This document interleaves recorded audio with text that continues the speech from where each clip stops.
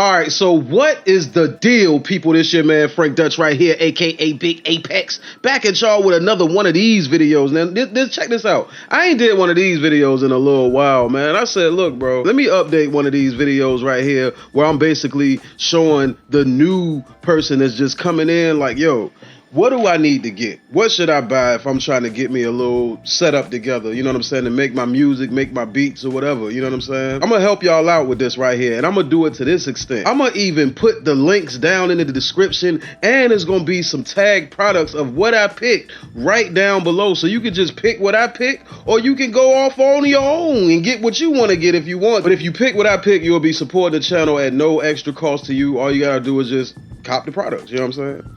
But yeah, man, we gonna get into this joint right here, right now.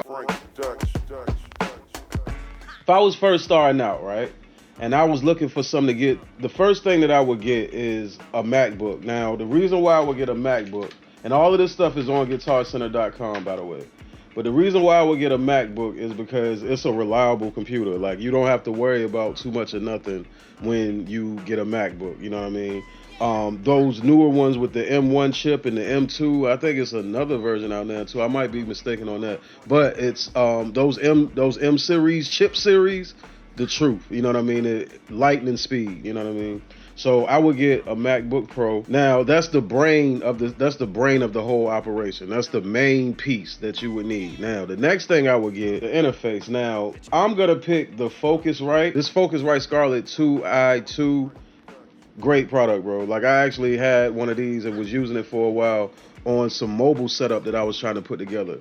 And it works great. Like, the preamps, superb, bro. Like, if you understand gain structure and you set the mic to the right setting, you could really get some great recordings with this interface right here. So let's add that to the cart. And the next thing I will be trying to get is some headphones. Now, these headphones are gonna be my friend because I'm not gonna get no monitors. I'm on a budget, man. I only got like 1,700 to work with, you know what I'm saying? So I'm really on a budget, you know what I mean? So I'm not gonna get no monitors, but I'm gonna put some money into some decent headphones. I will go with the Audio-Technica M50s or these M20s. Like, I would go with these too. Like, the M20s is not bad at all. Really what you really just need a good monitoring source, you know what I mean? And honestly speaking, once you get used to the sound of the headphones and you go back and forth doing car tests and everything like that with your mixes, you'll be a beast mixing on these headphones, whether it be the 20s or the 50s. So let's go ahead and add these to the cart. And the next thing we would need is a mic. Y'all might laugh at this,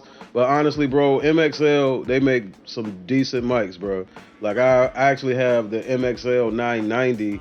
I bought this set back in 2004. This actual set right here, back in 2004, for $100, bro. And I still have that mic to this day. I ended up selling this instrument mic because I didn't know what it was back then. I really wish I kept it, but it was the set just like this, the box and everything, $100. I still have that mic to this very day, and I connect it to my universal audio interface sometimes, and bruh, it sounds great, bro. Still to this very day. So honestly, I would get this just simply because you get two mics, you know what I mean? You get an instrument mic and a condenser mic. So for you guys that's playing the guitar, or any type of instrument, you got an instrument mic as well as a nice vocal mic. So I would go with that right there.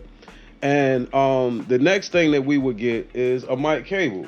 Now, for a mic cable, you can go with pretty much any mic cable, but me personally, I would go with the Mogami brands. You know what I'm saying? They're low noise.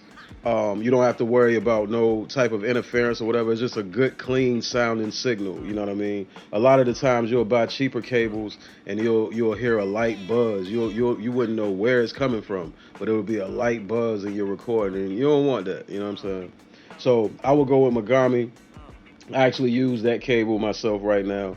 So yeah, I would go with that. Then next I would get a mic stand. Now, you can go with any mic stand, but I personally would go with a boom mic stand, like a decent. You don't have to go too crazy with the price or anything like that, unless you're getting a more expensive mic. You know what I mean? If you're getting a more expensive mic, you're gonna want to get the mic stands with the heavier bases. You know what I mean? So it can hold that mic up. Or you can actually put some sandbags on the feet of these microphone stands right here to hold the mic up.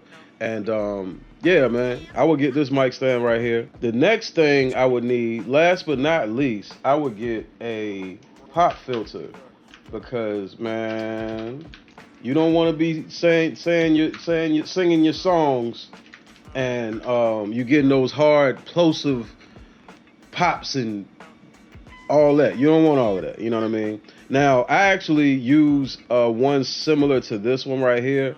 It's not quite the same one, but it's pretty much the same metal filter. Now these I like a little better, just simply because they're easier to clean. They sound a little bit different too. The way they block the sound, it's a more cleaner sound. It's not as muffled. You know what I mean? And if you're a stickler for like detailed sound, you're that type of person, which I am.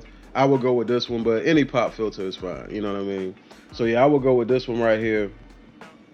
Or if you really want to get busy, the Chaotica Eyeball. I used to didn't like those, but I ain't gonna front. They kind of cool. You know what I mean? They serve its purpose if you're not into like using the room. Me personally, I like using the room when I'm recording. You know what I mean? When I'm recording vocals or an instrument or whatever, I really understand mic placement. So I like, using the room sometimes. But the Chaotica Eyeball is good for when you want a more closed in and more tighter upfront vocal, and it works great. You know what I mean? So I would pick that also.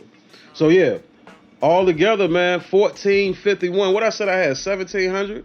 Man, I still got a few $100s to promote my music, or if I want to go buy a couple of other things for the little space. Where if I want to buy a desk, I got some money to buy a desk on Amazon. You know what I'm saying? This video is also sponsored by Unison Audio, man. So listen, click that link down in the description, man. I'm telling you right now, anything you want, discount on top of the discount. You feel what I'm saying? Y'all be cool how y'all be cool. Don't let nobody tell you how to do that, man. Peace.